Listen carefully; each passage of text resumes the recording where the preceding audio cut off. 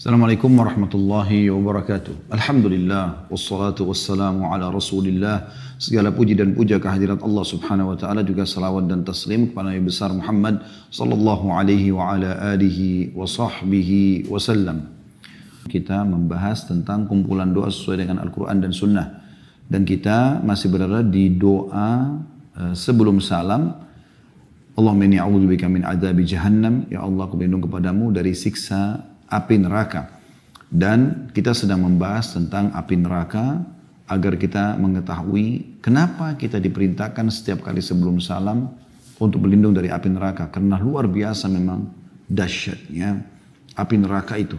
Dia bukan sebuah penjara yang 1 hektar kemudian dijaga oleh polisi-polisi yang mungkin masih bisa diajak negosiasi, mungkin masih ada saatnya Anda ke kamar mandi, Anda masih bisa makan, Anda masih bisa berolahraga, masih ada pendidikan-pendidikan mungkin atau hiburan yang diberikan.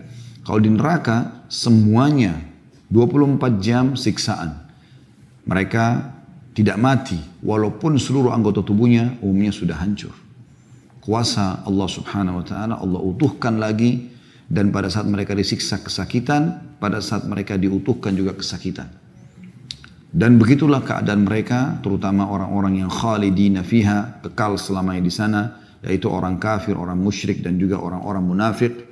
Dan sebagian orang-orang beriman yang banyak melakukan dosa, mereka akan mampir untuk membersihkan dosanya di sana, kemudian mereka keluar menuju ke surga. Dan bahasan kita pada kesempatan ini adalah membahas masalah mantan penghuni jahannam. Maksudnya orang-orang beriman yang terlalu banyak dosanya ya selama di dunia, orang-orang muslim, atau dosa-dosanya mengalahkan amal solehnya sehingga membuat mereka dibersihkan dulu di dalam neraka sampai dosanya bersih baru kemudian mereka dikeluarkan. Dan nanti ini menjadi sebuah dalil yang sangat kuat bahwasanya orang beriman walaupun dalam hatinya ada seperti biji sawi dari keimanan, maka tidak akan kekal dalam api neraka. Jadi yang kekal hanya orang-orang kafir, orang musyrik, dan orang munafik. Nah ini sebuah berita gembira. Ya. Kalimat la ilaha illallah sangat mahal nilainya. Makanya Allah subhanahu wa ta'ala mengatakan dalam Al-Quran, A'udhu billahi minasyaitonir rajim, wa la tamutunna illa wa antum muslimun. Dan jangan pernah kalian meninggal dunia kecuali dalam keadaan Islam. Kita akan masuk teman-teman di bab 22. Semoga Allah berkahi mantan penghuni jahannam. Hadits nomor 53 dari awal kita belajar berbunyi Hudzaifah radhiyallahu anhu menuturkan sabda Rasulullah sallallahu alaihi wasallam, la yukhrijullahu minan nari qauman muntinin qad mahashathumun nar fayadkhuluna al-jannata bi syafa'ati asy-syafi'in yusammuna fiha al-jahannamiyun.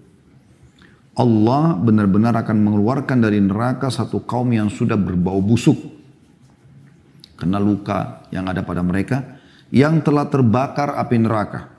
Lalu mereka masuk surga dengan syafaat atau pertolongan orang-orang yang diizinkan memberi syafaat. Mereka berada di surga dan dinamakan dengan Jahannamiyun. Hadis ini diriwayatkan oleh Ahmad, Ibnu Abi Asim dalam As-Sunnah dan juga dihasankan oleh Al-Albani dalam Dhilal Al-Jannah. Hadis ini teman-teman sekalian memberikan gambaran kepada kita bagaimana, sebagaimana saya bilang tadi di pembukaan, ada orang-orang beriman yang dosa mereka atau orang-orang muslim yang dosa mereka lebih berat daripada amal solehnya. Sehingga pada saat ditimbangan amal, mereka nggak bisa lolos masuk ke dalam surga. Semoga kita tidak termasuk dalam ini tentunya. Kita berharap masuk surga dari awal tanpa hisab. Dan Allah berikan derajat tertinggi. Dan Anda yang ikuti ceramah kita ini teman-teman masih punya peluang untuk meraih itu selama Anda masih diberikan detik-detik hidup. Seperti hari ini adalah sebuah bonus yang jangan disia-siakan. Perbanyak taubat kepada Allah subhanahu wa ta'ala sampai menjelang malam sebentar. Dari Anda duduk sekarang mendengarkan ceramah ini, astagfirullah wa atubu ilaih. Mohon ampun atas semua kesalahan Anda. Renungi semua dosa yang Anda lakukan. Minta agar Allah bersihkan semuanya. Dan berharap mendapatkan sabda Nabi SAW, at-taubat tajubu ma qablaha. Taubat akan membersihkan semua kesalahan yang lalu. Kalau Anda beramal saleh, maka sekarang tinggal dijaga lagi, rutinkan. Seperti sore hari begini, sholat asar, kemudian zikir petang ya. Sebentar jangan luput maghribnya, ada qobliyah maghrib, ada ba'diyah maghrib. Kemudian juga kalau Anda ada waktu lowong, Anda bisa duduk sampai isya di masjid, menunggu misalnya atau Anda mengaji tadarus di rumah. Ya. Kemudian Isya juga sama, ada Qobliyah Isya, ada Ba'diyah Isya. Maksimalkan itu, kemudian Anda istirahat nantinya. Kemudian Anda jangan luputkan sholat malam. Kalau Allah masih hidupkan lagi besok, Alhamdulillah, kita ulangi lagi kebaikan-kebaikan kita, supaya terus terisi dengan amal-amal saleh. Ya. Kemudian kita juga mengambil pelajaran yang lain, bahwasanya ini rahmat Allah yang luas. Bagaimana Allah subhanahu wa ta'ala dengan rahmatnya, yang Allah sendiri mengatakan, wa rahmati qad ghalabat ghadabi, dalam hadis qudsi, ya, yaitu rahmatku telah mengalahkan murkahku. Dan ini rahmat Allah subhanahu wa ta'ala. Bagaimana orang yang sudah bermaksiat kepada dia disiksa lalu dikeluarkan, itu pun masih bisa masuk ke dalam surga. Dan ini luar biasa. Kesuksesan yang sebenarnya, saudaraku seiman, adalah firman Allah subhanahu wa ta'ala, a'udzu billahi minasyaitonir rajim, faman zuhziya 'anil nari wa udkhilal jannata faqad faz wa mal hayatud dunya illa mata'ul ghurur. Siapa yang berhasil diselamatkan dari neraka lalu dimasukkan ke dalam surga, dia telah menang, beruntung, ya. Dia telah berhasil, dia telah sukses. Dan ketahuilah, kehidupan dunia ini hanya, ya, sesuatu yang menipu saja. Kalau orang, teman-teman sekalian, di dunia selalu tolok ukurnya, kalau Anda muslim tapi Anda pegangan seperti orang-orang kafir, targetnya adalah dunia saja. Penilaian sukses itu hanya karena harta, hanya karena pakaian, hanya karena mobil, hanya karena jabatan, hanya karena titel-titel akademik. Ini semua, saudaraku seiman, pikiran orang-orang non-muslim. Bagi seorang muslim bukan itu. Bahkan kata Nabi SAW, siapa yang tiba di pagi hari, sementara hammuhu, niatnya, targetnya dunia,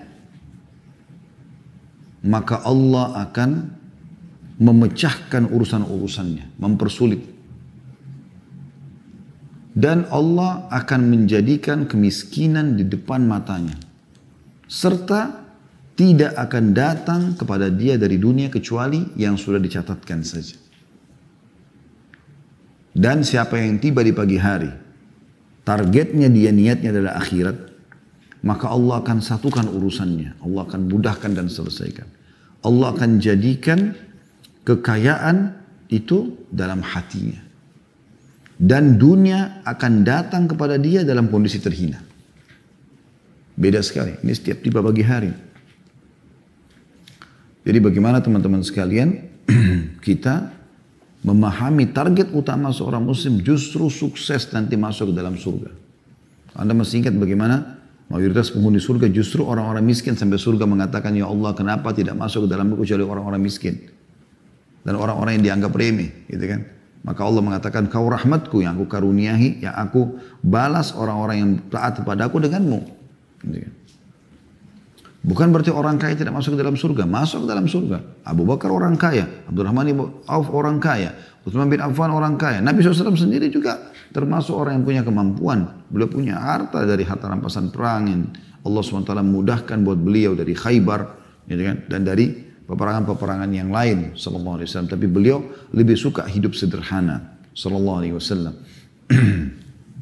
Jadi target kita bukan itu, tapi bagaimana teman-teman semua yang di benak kita ini, kita selamat dari neraka di hari kiamat nanti. Karena sesuatu pemandangan yang sangat menakutkan, api yang bergejolak besar, gitu kan? Sampai sebagian salafus saleh dari tabi'in, mereka kalau lihat gejolak api, mereka sampai mengulang-ulangin ayat Al-Quran.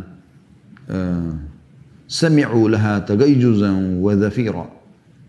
Kalau dilihat ke neraka itu maka didengarkan suara gemuruhnya dan letupan-letupannya. Maka mereka mengulang-ulangi sampai mereka pingsan.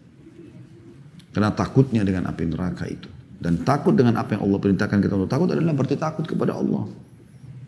Bukan seperti pemahaman sebagian orang, oh kalau kita takut pada neraka berarti kita bukan takut kepada Allah. Tidak, yang suruh takut pada neraka kan Allah.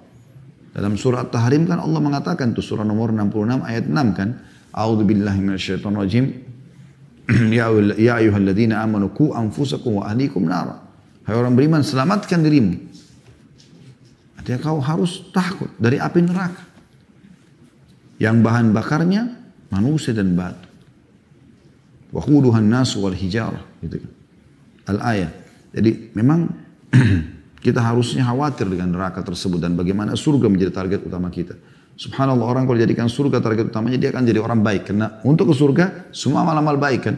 Jujur, amanah, tanggung jawab, berbakti sama orang tua, berbuat baik sama orang. Apalah ya, silaturahim keluarga, jenguk orang sakit, ziarah kubur. Semua kebaikan-kebaikan. Dan untuk menjadi ahli neraka, ya semua pelanggaran-pelanggaran yang memang juga secara fitrah manusia tidak suka. Memukul, mencuri, menghina, memfitnah, menggunjing. Ya.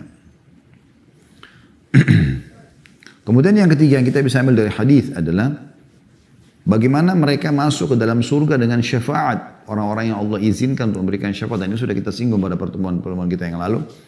Para nabi-nabi memberikan syafaat, para malaikat memberikan syafaat, orang-orang saleh memberikan syafaat. Anda pun bisa memberikan syafaat kalau memang amal soleh Anda banyak. Sehingga kita bisa menolong orang-orang yang kita cintai untuk bisa masuk dalam surga bersama kita. Yang terakhir, yang keempat adalah yang kita bisa ambil pelajaran bagaimana mereka di sini mendapatkan julukan Juhannamiyun. Ya, atau kurang lebih terjemahannya seperti judul ini, mantan penghuni Jahannam. Dan nanti di surga orang akan tahu, oh ini pernah lolos masuk ke neraka nih. Atau ini pernah masuk neraka lalu lolos masuk ke dalam surga. Cuman di surga nggak ada lagi kayak di dunia. Orang ngolok-ngolok, nggak ada lagi. Hatinya orang sudah bersih semuanya.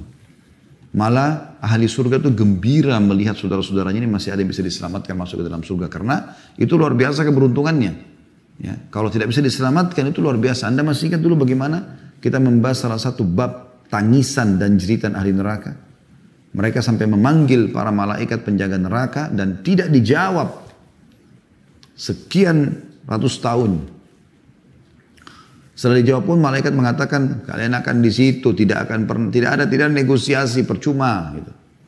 Maka mereka memanggil Tuhan mereka Allah SWT, Allah yang sifatnya Ar-Rahman, Ar-Rahim, Maha Pengasih, Maha Penyayang, tapi sama mereka Allah tidak gunakan sifatnya kecuali Al-Jabbar, yang Maha Perkasa, Syadidul Iqab, berat siksaannya.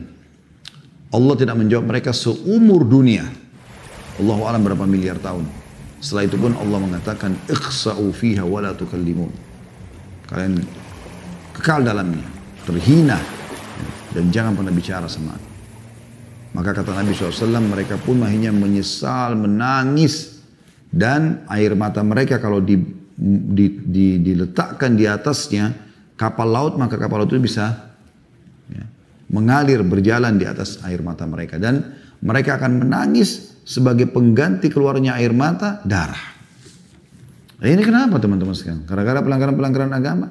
Kalau Anda tidak ke diskotik, tidak ke karaoke, tidak ke bar, tidak mabuk-mabukan, tidak narkotika, kenapa? Matanya buta, telinganya copot? Enggak kan? Lalu kenapa Anda harus lakukan?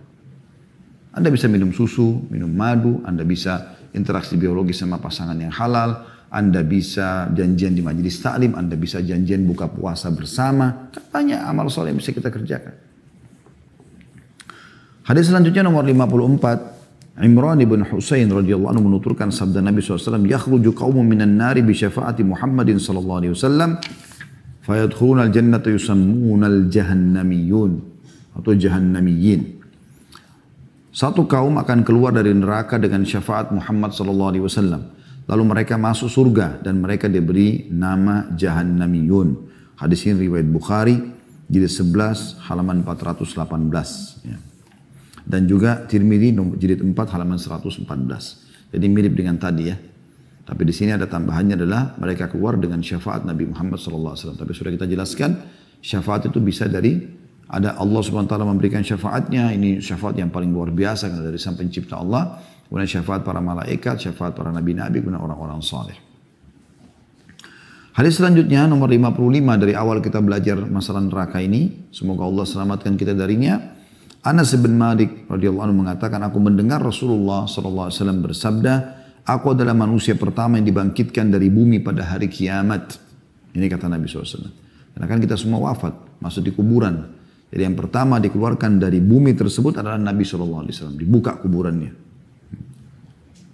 Wa idal kuburu bu'thirat. Pada saat kuburan itu kami buka. Keluar semua penghuninya. Dan ini bukan untuk membangga-banggakan. Ini bukan karena kesombongan kata Nabi SAW. Cuma menginformasikan kalau aku ini adalah manusia pertama yang akan dibangkitkan. Aku diberi puji-pujian dan ini bukan juga untuk membangga-banggakan. Maksudnya puji-pujian kepada Allah yang tidak diberikan pada orang lain. Dalam hadis syafaat seperti itu. Nabi SAW sujud depan atau di bawah arsy Allah, singgasana Allah, lalu beliau mengatakan aku diberikan puji-pujian sama Allah yang belum pernah diajarkan kepada siapapun di antara hambanya. Kemudian aku adalah sayyid atau penghulu manusia pada hari kiamat. Semua manusia di bawah atau di belakang Nabi Muhammad SAW. Termasuk para nabi-nabi yang lebih tua daripada beliau. Semasa di dunia tentunya. Aku orang pertama yang masuk surga pada hari kiamat. Dan ini bukan untuk membangga-banggakan. Bukan kesombongan. Tapi memang ini informasi wahyu yang harus aku sampaikan. Aku mendatangi pintu surga seraya memegang pegangannya. Ya. Maka mereka bertanya, siapakah ini? Aku menjawab, aku adalah Muhammad. Para malaikat pun membuka pintu untukku. Lalu aku masuk, ternyata aku menjumpai Al-Jabbar, Allah yang maha perkasa di hadapanku. Maka aku bersujud kepadanya. Dia mengatakan, angkat kepalamu wahai Muhammad, bicaralah, maka pembicaraanmu didengarkan. Katakanlah, maka perkataanmu diterima. Mintalah syafaat, maka syafaatmu diperkenankan. Aku pun mengangkat kepalaku, lalu aku mengatakan, umatku, umatku wahai Rabb. Jadi bagaimana cintanya Nabi SAW, begitu beliau masuk surga, yang bukan berarti beliau langsung, udah nikmatin aja, udah tidak mau pusing orang lain masuk surga atau masuk neraka, terserah. Beliau selalu peduli dengan kita teman-teman sekalian. Bersyukur Anda menjadi umat Muhammad SAW. Beliau menyebutkan umatku, umatku, bukan keluargaku, bukan sukuku, Quraisy, enggak. Umatku, siapapun dia, yang penting dia syahadat ya Allah. Maka Allah pun mengatakan, pergilah kepada umatmu. Maksudnya di neraka. Siapa yang kamu dapati dalam hatinya terdapat seberat biji gandum dari keimanan, maka masukkan ia ke dalam surga. Kata Nabi SAW, aku pun pergi. Siapa yang aku dapati dalam hatinya terdapat seberat itu, maka aku memasukkan mereka ke dalam surga. Lalu aku menjumpai Al-Jabbar di hadapanku lagi. Maka aku bersujud kepadanya. Dia mengatakan, angkat kepalamu wahai Muhammad, bicaralah, maka pembicaraanmu didengarkan. Katakanlah, maka perkataanmu diterima. Mintalah syafaat, maka syafaatmu diperkenankan. Siapa yang kau mau tolong sekarang? Aku pun mengangkat kepalaku, lalu aku mengatakan, umatku, umatku wahai Rabb. Padahal tadi sudah Nabi SAW keluarkan semuanya orang yang dalam hatinya seperti biji gandum. Kecil sekali. Nah, itu biji gandum kecil, kayak debu. Ya. Seperti itu saja dikeluarkan. Ternyata masih ada lagi. Maka Allah mengatakan, pergilah kepada umatmu. Siapa yang kau dapati dalam hatinya terdapat seberat biji sawi keimanan. Maka masukkan ke dalam surga.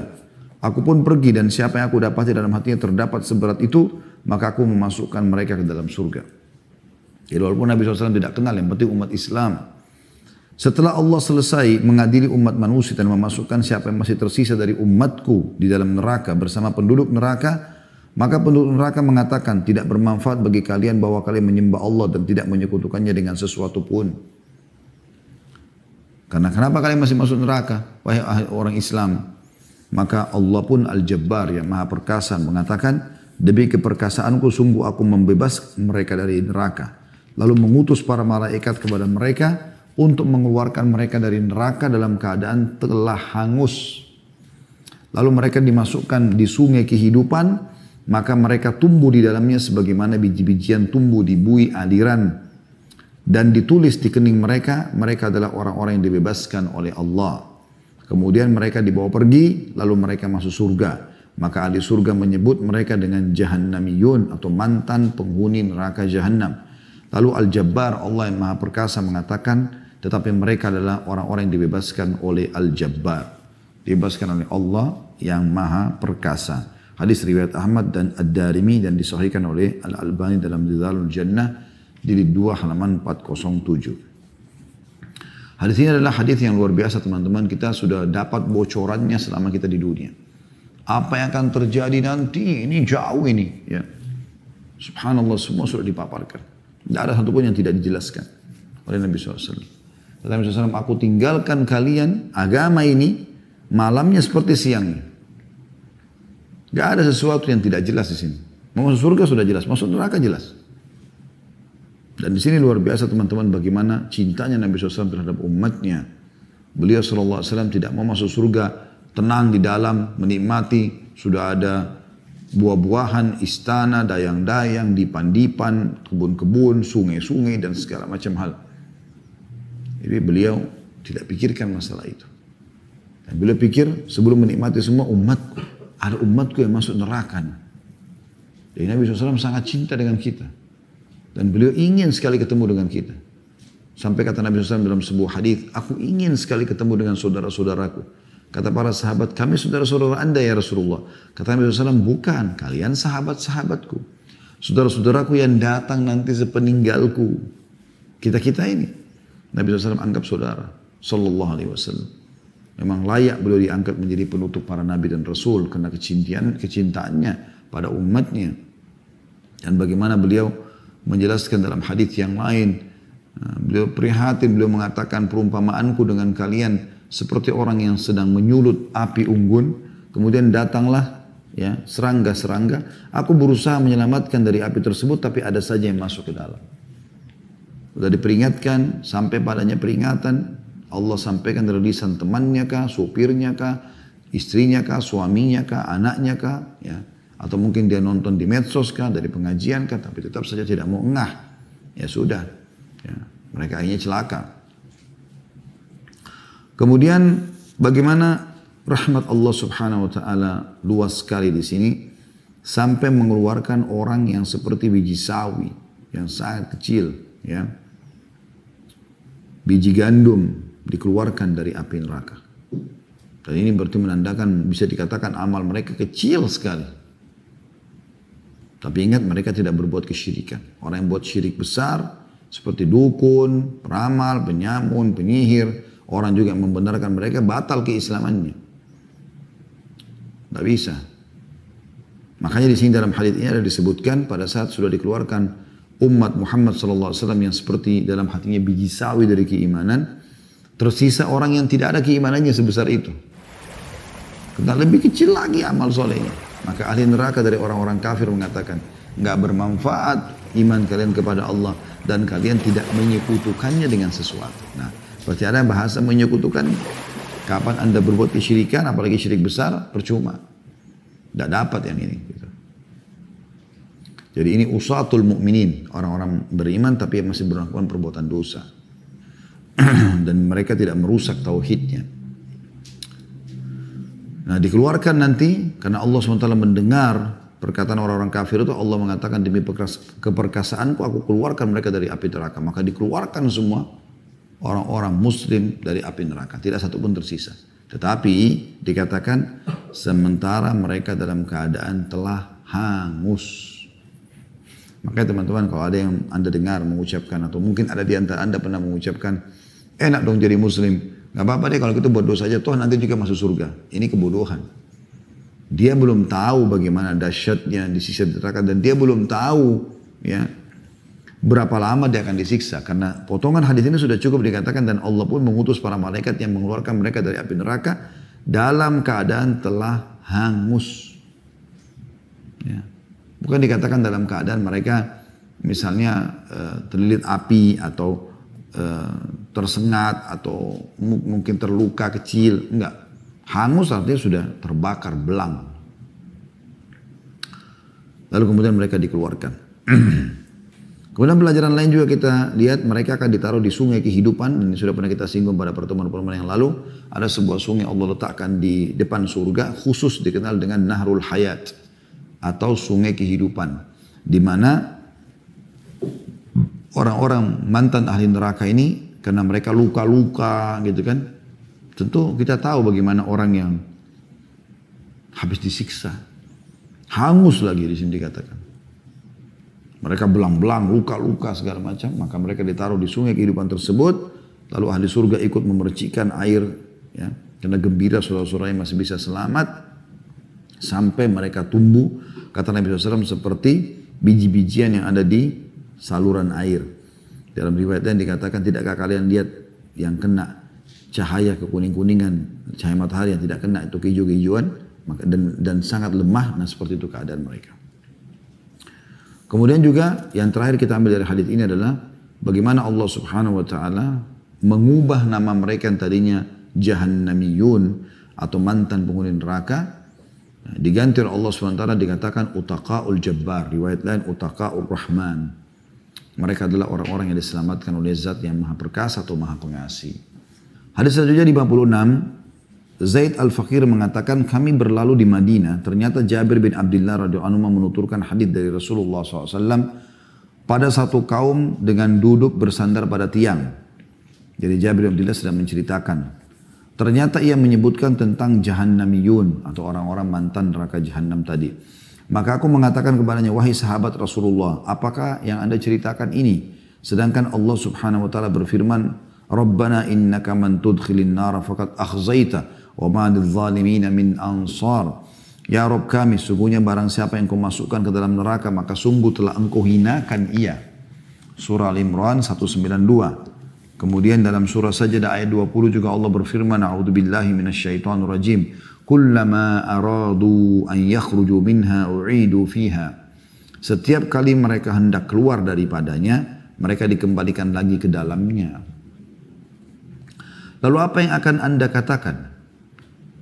Kata tabi'in ini Zaid Al-Faqir kepada Jabir bin Abdullah, sahabat Nabi radhiyallahu anhuma, dia dan ayahnya sahabat.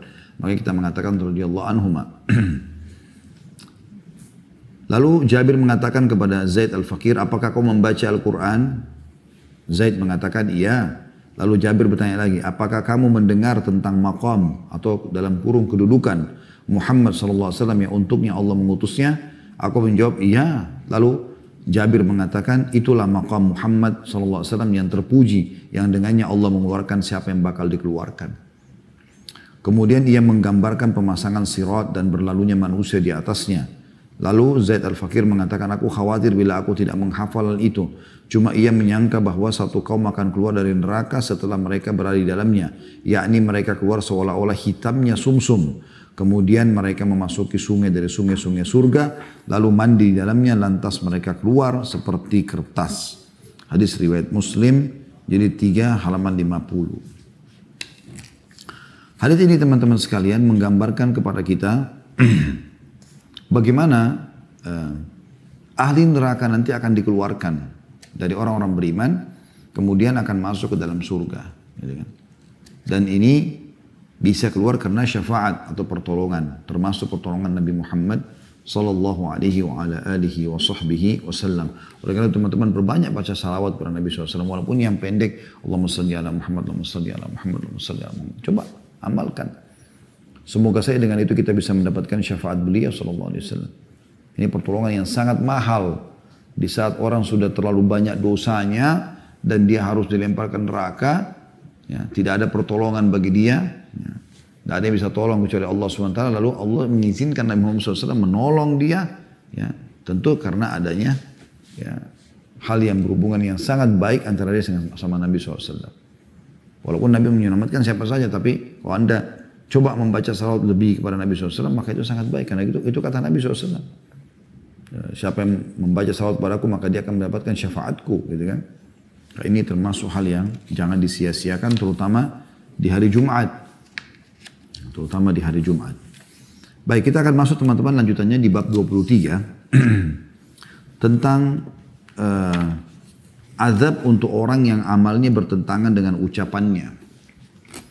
Jadi dalam Islam kita dianjurkan kalau kita mengajarkan pada seseorang, baik itu mengerjakan sebuah perintah, kita usahakan mengamalkan dulu. Ya. Dan usahakan istiqamah. Kalau itu bukan sebuah perintah yang rutin harus, Anda bisa kerjakan walaupun sekali seumur hidup. Gitu kan. Yang penting Anda sudah kerjakan baru Anda ajarkan kepada orang. Begitu juga pada saat melarang melakukan satu perbuatan salah, Anda juga usahakan menjadi orang yang pertama meninggalkannya. Kalau Anda terjerumus, Anda segera kembali. Gitu kan. Karena rahmat Allah luas, Allah akan bisa maafkan. Nah ini poin penting yang harus kita garis bawahi ya. Makanya Imam Malik rahimahullah pernah ditanya tentang hukum bebasin budak. Beliau tidak langsung menjawab. Beliau tunggu sekian lama, kemudian setelah lewat sekian banyak ya, hari-hari berlalu, lalu beliau menanyakan, siapa yang bertanya kepada saya beberapa waktu yang lalu tentang hukum pembebasan budak? Ada orang yang bertanya, situ murid beliau angkat tangan saya. Maka Imam Malik menjelaskan panjang lebar tentang keutamaan-keutamaannya. Setelah itu orang itu bertanya, wahai Imam, kenapa anda baru jawab? Saya tunggu dari itu hari. Kata Imam Malik rahimahullah, karena saya mengumpulkan uang dulu untuk beli budak dan saya bebaskan, baru saya ajarkan kepadamu. Jadi ini termasuk poin yang harus diperhatikan baik-baik. Ya. Judulnya bab 23 ini, azab untuk orang yang amalnya bertentangan dengan ucapannya. Beliau mengangkat dalil pertama adalah surah Al-Baqarah ayat 44 yang berbunyi, Allah berfirman subhanahu wa ta'ala, A'udhu billahi minasyaitonir rajim, Ata'muruna an-nasa bil birri wa tansawna anfusakum wa antum tatluna al-kitab, afala ta'qilun. Mengapa kamu suruh orang lain mengerjakan kebaikan, sedangkan kamu melupakan diri atau kewajibanmu sendiri. Padahal kamu membaca Al-Kitab, maka tidakkah kamu berfikir? Allah SWT menghardik di sini. Orang-orang yang ayo sholat, ayo puasa, tapi dia sendiri nggak kerjakan. Dan subhanallah memang di alam dakwah ini, di alam nasihat ya, untuk mengejar pahala-pahala yang Allah janjikan dalam mengajarkan kepada orang kebaikan, beda teman-teman. Efeknya beda antara praktisi dengan bukan praktisi. Kalau anda mengerjakan sholat malam, lalu anda ceramah tentang sholat malam, pasti berefek kepada orang yang anda sedang sampaikan. Karena anda praktisi, Allah berkahi. Kalau anda sendiri tidak pernah sholat malam, lalu anda ajarin orang di mimbar khutbah Jumat atau di majelis ta'lim sibuk dengan sholat malam, padahal sebenarnya dia sendiri tidak pernah kerjakan, maka nggak berefek. Sebagus apapun retorika dia, selantang apapun suaranya. Nanti orang cuma mengatakan paling jauh, bagus ya, selesai. Tapi subhanallah Allah berikan keberkahan bagi para praktisi. Kalau anda bersedekah dulu baru anda ajarkan kepada orang, itu luar biasa. Luar biasa. Ya. Selanjutnya beliau juga mengangkat Al-Kahfi 103 sampai 104. A'udzu billahi minasyaitonir rajim. Qul hal nunabbi'ukum bil akhsarina a'mala alladzina dhalla sa'yuhum fil hayatid dunya wa hum yahsabuna annahum yuhsinuna sun'a. Katakanlah, apakah akan kami beritahukan kepadamu tentang orang-orang yang paling merugi perbuatannya, yaitu orang-orang yang telah sia-sia perbuatannya dalam kehidupan dunia ini, sedang mereka menyangka bahwa mereka berbuat sebaik-baiknya. Jadi di sini orang yang rugi adalah orang yang tahu ngajarin orang tapi dia sendiri tidak mengerjakan. Termasuk dalam hal ini teman-teman sekalian ya, kaidah sederhana, kalau ada peluang mengerjakan sebuah amal soleh, anda kerjakan dulu baru ajak orang. Maksudnya adalah jangan biarkan orang lain meraih pahala itu anda sendiri tidak. Saya pernah kasih contoh tuh dalam bab sholat misalnya saf pertama. Saya masih bingung dengan orang yang selalu mengatakan silakan pak, silakan pak. Kurang lebih mungkin sepekan yang lalu saya pernah sholat subuh di masjid dekat rumah. Alhamdulillah pada saat itu ada satu tempat kosong. Sebenarnya penuh saf pertama, saya sedikit telat turun. Dan ada orang berdiri, pengurus masjid, lalu saya maju di situ. Alhamdulillah dapat saf pertama. Dan ini masjid memang bukan saya jadi imam, karena ada masjid yang lain ya, yang saya jadi imam. Ini kebetulan saya lagi nginap di sana, dan ini ada imam sendiri. Kemudian pada saat iqamah, imamnya maju, ada 1-0. Subhanallah di belakang saya itu ada 2 orang bapak, yang benar-benar apa yang saya bahasakan ini saya lihat depan mata sendiri. Silakan pak, silakan pak, silakan. Saling mempersilakan untuk meraih pahala saf pertama. Padahal kata Nabi SAW, Allah dan malaikatnya mengucapkan salam ya, kepada orang yang berada di saf-saf pertama. Kenapa anda persilakan orang lain yang masuk? Kenapa anda nggak masuk dulu? Kalau ada masih lowong, anda persilakan orang lain. Ada orang lain minta bantuan, kenapa bukan anda yang bantu? Baru kemudian anda persilakan orang lain. Juga contoh yang lain mungkin yang perlu kita jadikan sebagai pelajaran. Saya melihat kadang-kadang ada orang di antara kita yang seringkali melihat temannya melakukan satu perbuatan baik. Sebenarnya dia juga bisa melakukan, tapi dia tidak mau ikutan. Misal contoh, anda lagi di mobil sama teman bersebelahan. Ada orang miskin ketuk pintu mobil, kaca mobil. Lalu anda mau lihat keluarkan uang misalnya 5.000 atau 10.000 rupiah. Tiba-tiba teman anda yang bawa mobil keluarkan juga uang. Umumnya apa yang terjadi? Kita batalkan niat untuk bersedekah karena kita pikir teman kita sudah kasih. Kenapa akhi dan ukhti? Kenapa kita biarkan hanya dia mendapat pahala? Kenapa anda nggak titipkan sekalian ini dari saya? Kalaupun anda berikan lebih besar daripada teman anda itu. Kenapa melihat orang meraih surga dan derajat-derajat yang tinggi dan Anda tidak mendapatkannya. Harus direnungi masalah ini. Kemudian setelah mengangkat dua ayat tadi, ya, yaitu Al-Baqarah 44 dan juga Al-Kahfi 103 sampai 104, belum mengangkat sebuah hadis yang sahih riwayat Bukhari jilid 6 halaman 331 dan Muslim jilid 18 halaman 117.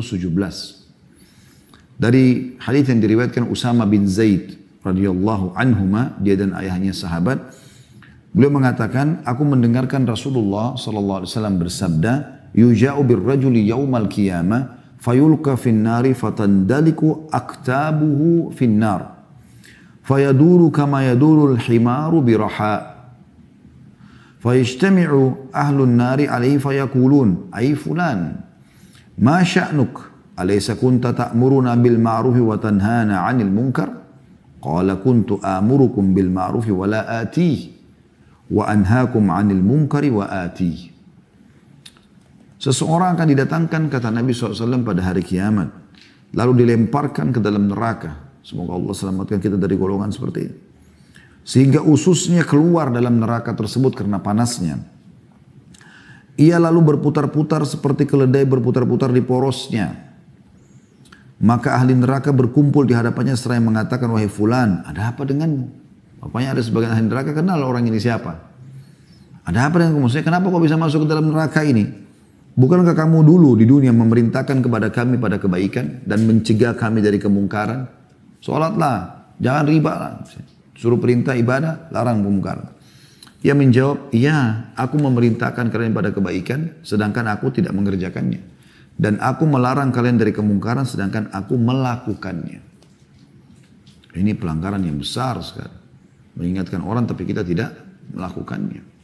Jadi lakukan. Kita harus bersaing positif dengan orang-orang teman-teman sekalian untuk yang mendapatkan surga yang sangat luas. Dan juga kita selamatkan diri dari api neraka. Apapun peluang kesempatan jangan disia-siakan. Saya selalu ingatkan diri saya dan teman-teman sekalian, ingat pada saat Anda punya kesempatan untuk beramal soleh, anggap itu adalah amal terakhir Anda. Mungkin setelah itu detik itu Anda meninggal dunia. Ini pernah dalam sebuah riwayat disebutkan, Nabi SAW mengatakan pada saat mau mengimami sholat para sahabat, beliau mengatakan, Sallu sholatal muwadda'. Sholatlah kalian, ya, akan adalah sholat perpisahan. Sallu sholatal muwadda'ah. Gitu kan. Anggap setelah sholat ini kamu meninggal. Bagaimana kalau seandainya teman-teman sekalian kita divonis oleh dokter, naudzubillah, Anda kena penyakit kronis, Anda akan meninggal. Ini tinggal tunggu berapa detik, menit, hitungan ini sudah bisa meninggal. Kalau Anda masih punya kesempatan sholat, kira-kira bagaimana sholat Anda itu? Atau Anda akan dipancung kepalanya, hanya dikasih kesempatan sholat 2 rakaat. Kira-kira seperti apa Anda sholat? Seharusnya jangan tunggu itu. Karena setiap saat maut bisa datang. Lakukan semua yang terbaik. Ingat, Allah tidak butuh dengan ibadah kita, tapi kita yang membutuhkannya. Banyak orang seperti store kewajiban saja. Yang penting saya sudah sholat. Sudah sholat. Mau khusyuk atau khusyuk terserah. Mau dosa pertama atau tidak terserah. Mau awal waktu kah atau tidak terserah. Ini nggak bisa. Mau sempurna wudunya atau tidak terserah. Ini seakan-akan Allah yang butuh. Dia kayak store kewajiban. Tidak. Allah tidak butuh dengan amal kita. Biar kita beramal dari bayi sampai kita meninggal dunia, Allah nggak butuh dengan amal itu. Banyak makhluk Allah yang menyembah Allah SWT. Ghaniyun anil alamin Allah itu. Allah itu nggak perlu sama siapapun dari alam semesta ini. Yang butuh amal itu adalah kita sendiri. Makanya teman-teman, kalau lagi sholat, lagi puasa, lagi sedekah, lagi baca Quran, lagi apa, maksimalkan. Dan yakini dalam hati kita, tanamkan di benak kita kalau itu adalah amal saya yang membutuhkannya.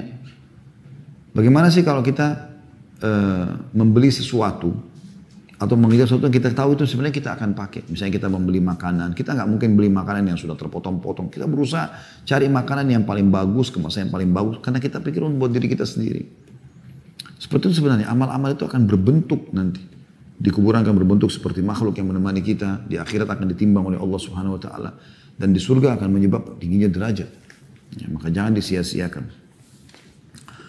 Kita akan tutup teman-teman sekalian dengan bab ke-24. Yaitu tentang masalah panas yang sangat karena luapan Jahannam. Apa yang akan kita baca nanti ini teman-teman sekalian menandakan keberadaan jahanam bisa dirasakan. Kalau Anda sekarang yang mengikuti acara kita ini ada yang merasakan demam, maka itu yang akan kita bahas. Demam Anda itu, ya, itu dalil yang nyata yang Anda bisa rasakan di tubuh Anda adanya neraka jahanam. Dengarkan dalilnya. Di bab 24, panas yang sangat karena luapan jahanam. Beliau mengatakan, Allah subhanahu wa ta'ala berfirman dalam surah At-Taubah ayat 81, A'udzu billahi minasyaitonir rajim, wa qalu la tanfiru fil har, qul naru jahannama asyaddu harra law kanu yafqahun. Dan mereka para orang-orang munafik berkata kepada orang-orang beriman, janganlah kamu berangkat pergi berperang dengan panas terik ini. Ini pada saat Nabi SAW mau mengajak sahabat untuk menuju ke Tabuk, ya. Setelah pembebasan kota Mekah, setelah perang Hunain, peperangan terakhir Nabi SAW namanya perang Tabuk. Sekitar 30.000 pasukan Nabi SAW ajak semuanya untuk menyerang wilayah Tabuk yang dikuasai oleh Romawi pada saat itu. Ya. Tapi subhanallah ujian Allah luar biasa. Pada saat itu musim panas, dan musim panas ini yang puncak-puncaknya itu adalah masa panen yang terbaik dari kurma. Besoknya, sehari atau 2 hari lagi, dari masa Nabi SAW perintahkan untuk keluar jihad itu, mereka akan panen kurma. Tapi perintah Allah pada itu menguji iman mereka. Maka orang-orang beriman pergi keluar. Tidak ada yang peduli dengan kurma mereka. Tapi orang-orang munafik tidak. Lalu mereka membahasakan ini. Jangan kalian pergi berperang di panas yang seperti ini.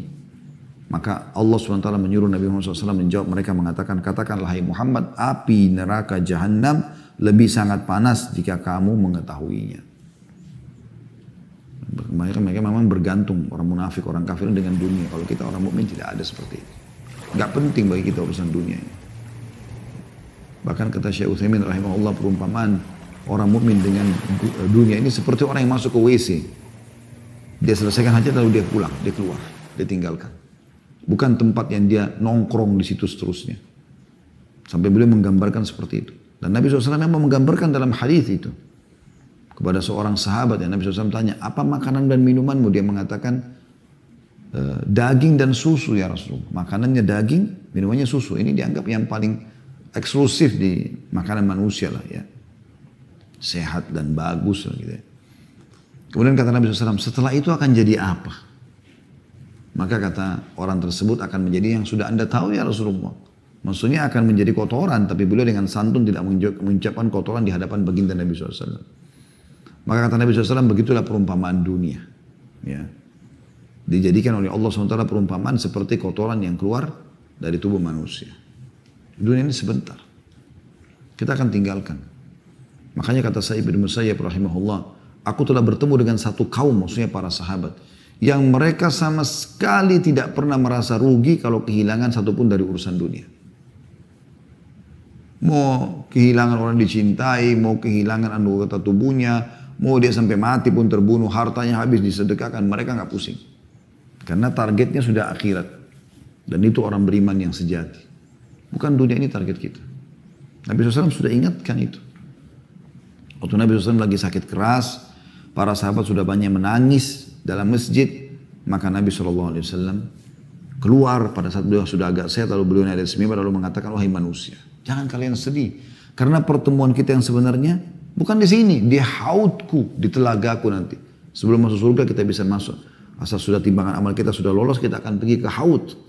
Minum dari telaga Nabi SAW yang Nabi SAW jelaskan. Ya, canteng-cantengnya, wadah minumnya itu sejumlah bintang di langit, miliaran jumlahnya. Siapapun yang minum seteguk tidak akan pernah haus selamanya. Dan telaga haud ini, itu sumber airnya dari surga. Nabi SAW mengingatkan, bukan di sini, tidak usah bersedih. Kita semua akan ketemu kok di sana. Yang penting teman-teman tiketnya sama. Iman dan amal saleh. Kalau anda rusak itu anda tidak akan ketemu selamanya sama orang yang anda cintai. Maka selalu ingatkan, selamatkan istri, suami, anak, selamatkan orang tua, selamatkan saudara, selamatkan teman-teman. Supaya mereka selamat bersama kita masuk ke dalam surga. Karena ini susah penyesalannya di sana tidak ada gunanya nanti. Kalau di dunia kita masih punya pilihan, menyesal, di penjara, masih bisa kita memperbaiki. Di akhirat kalau sudah kafir, musyrik, munafik, masuk neraka, sama sekali. Sudah kita jelaskan bagaimana tangisan mereka. Allah tidak jawab panggilan mereka. Allah hinakan mereka. Setelah mengangkat firman Allah SWT surah At-Taubah ayat 81, beliau mengangkat hadis Nabi SAW. Dan ini hadis urutan 58 dari awal kita belajar bab neraka ini. Semoga Allah selamatkan kita darinya. Adalah hadis Abu Hurairah radhiyallahu anhu. Beliau meriwayatkan sabda Rasulullah SAW, tunggulah hingga waktu teduh untuk mengerjakan sholat, karena panas yang sangat itu berasal dari luapan api neraka Jahannam. Hadis riwayat Bukhari, jilid 6 halaman 330, dan Muslim jilid 5 halaman 118. Jadi pernah terjadi di zaman Nabi SAW, pas mereka mau sholat duhur, dan kebetulan masjid Nabi SAW itu tidak ada atapnya. Ya, kalau kita lihat gambaran yang dinukil ya tentang masjid Nabi SAW itu tidak ada atap. Apalagi Madinah memang jarang sekali hujan ya, sesekali hujan gitu ya. Maka terbuka sekali, tidak ada atap di atasnya, cuma ada dinding saja. Nah, satu waktu beliau mau sholat sama para sahabat di siang bolong. Biasanya kalau di Saudi lagi panas-panasnya, waktu kami di sana itu bisa sampai 50 derajat ya, panas sekali. Sampai bibir pecah-pecah, ya telapak tumit, telapak kaki, tangan juga kering ya. Jadi kita rasanya mau keluar tuh malas karena mataharinya panas, udaranya panas gitu ya. Tapi subhanallah pada saat itu Nabi SAW mengatakan, khusus di waktu seperti itu ya, karena panas sekali. Kalau zaman sekarang kan sudah ada AC segala macam. Kata Nabi SAW, tunggu hingga teduh sedikit. Jadi bukan pas di waktu duhur yang puncak-puncaknya panas sekali. Tunggu sebentar ya. Karena sesungguhnya panas yang sangat ini dari luapan api neraka. Berarti kita bisa rasakan, kalau Anda rasakan teriknya matahari yang panas, itu luapan api neraka. Sudah digambarkan oleh Nabi alaihi salatu wassalam. Bagaimana kita nggak perlu tahu masalah itu. Tapi kita sudah dapat bocorannya.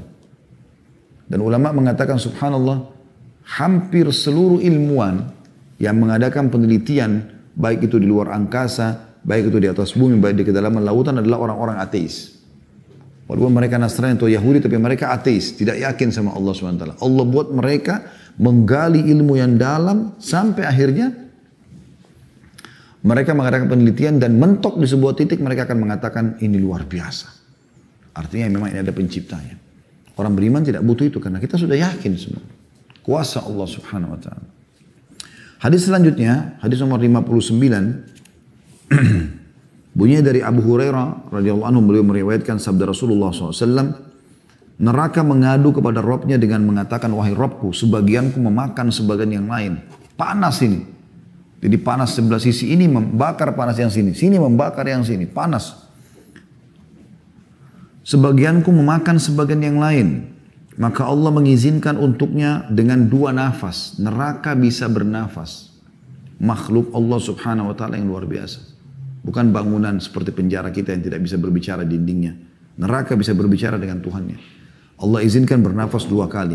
Kata Nabi SAW, nafas di musim panas dan nafas di musim dingin. Sehingga kalian mendapatinya sangat panas dan mendapatinya sangat dingin. Hadis ini diriwayatkan Bukhari jilid 6 halaman 330, Muslim jilid 5 halaman 119. Artinya teman-teman sekalian, mungkin Anda pernah rasakan musim panas yang sangat ya, terutama di wilayah-wilayah memang yang ada ini. Kayak di Saudi, di Madinah dulu itu kami rasakan. Kalau musim panas, panasnya luar biasa. Sampai tadi saya bilang antara 45 sampai 50 derajat ya biasanya. Kalau di musim dingin, itu dingin sekali. Sampai 4-5 derajat ya di waktu-waktu tertentu. Bahkan pernah turun es batu ya, seperti es batu di kota Madinah dulu di zaman kami. Jadi yang seperti ini kita bisa rasakan dan kita bisa kembalikan kepada riwayat Sahih Bukhari Muslim ini. Kalau itu adalah nafasnya neraka Jahannam. Boleh kita tutup teman-teman dengan tadi apa yang saya bahasakan. Di diri Anda sendiri yang Anda rasakan demam ya. Sekarang ini masa transisi biasanya dari musim hujan ke musim panas ya. Ini biasanya banyak orang yang flu, demam ya. Demam semua kita pernah rasakan. Diriwayatkan dari Ibnu Umar radhiyallahu anhu sabda Rasulullah SAW, sakit panas yang sangat parah adalah berasal dari luapan Jahannam. Maka dinginkanlah dengan air. Hadis riwayat Bukhari, jilid 6 halaman 330, Muslim jilid 14 halaman 195. Hadis ini teman-teman memberikan gambaran kepada kita bahwasanya demam pun yang kita rasakan itu dari luapan api neraka. Hanya saja kita tidak boleh menghinanya teman-teman. Karena pernah Nabi SAW mendatangi atau melihat seorang sahabiat beliau Lalu Nabi SAW menanyakan, ada apa dengan kau seperti ini? Kayak orang menggigil. Dia mengatakan, ya Rasulullah demam. Ya. Dan dia mencaci maki demam itu. Kata Nabi SAW, jangan kau caci maki demam itu. Karena sungguhnya demam itu betul-betul menggugurkan dosa-dosa seorang mukmin sebagaimana daun yang gugur dari pohon. Tapi jadi saksi bahasan kita, ternyata kita bisa rasakan panasnya neraka jahanam. Dan kita tutup teman-teman dengan apa yang sudah kita bahasakan pada pertemuan-pertemuan yang sebelumnya ya. Bagaimana neraka jahanam itu bila kita berlindung kepada Allah darinya sehari 3 kali, riwayat lain 7 kali. Maka neraka akan mengatakan, ya Allah, langsung merespon pada saat itu, ya Allah, hambamu fulan berlindung agar tidak masuk ke dalamku, maka selamatkan dia. Dan kata Nabi SAW, tidak ada seorang hamba pun yang memohon surga 3 kali sehari atau 7 kali. Ya, kita lebih baik pilih yang 7 kali tentunya. Dan Nabi SAW setiap kali lewat ayat surga beliau minta masuk ke dalamnya, lewat ayat neraka beliau berlindung agar diselamatkan darinya. Maka surga akan mengatakan, ya Allah, hambamu fulan mohon agar masuk kepadaku, masukkanlah ia. Semoga kita termasuk jadi ahli surga dan kita selamatkan dari api neraka insya Allah.